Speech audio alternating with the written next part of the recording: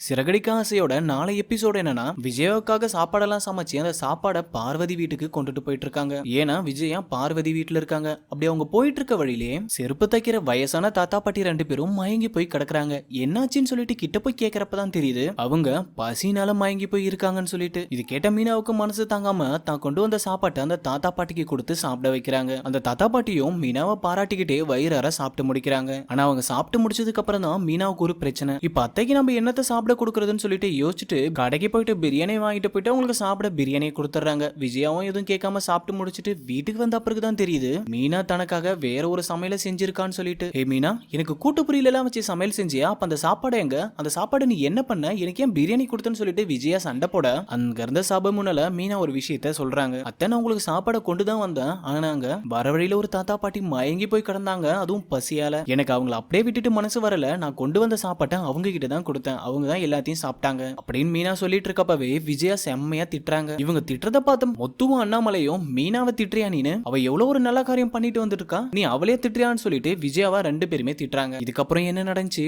அந்த சுவாரஸ்யமான விஷயம் எல்லாம் அடுத்தடுத்த வீடியோல வந்துட்டு இருக்கு. நீங்க நம்ம சேனலை ஒன்னும் சப்ஸ்கிரைப் பண்ணலனா உடனே சப்ஸ்கிரைப் பண்ணிக்கோங்க. அடுத்த அப்டேட் வந்துகிட்டே இருக்கு. நான் உங்களை அடுத்த அப்டேட்ல சந்திக்கிறேன்.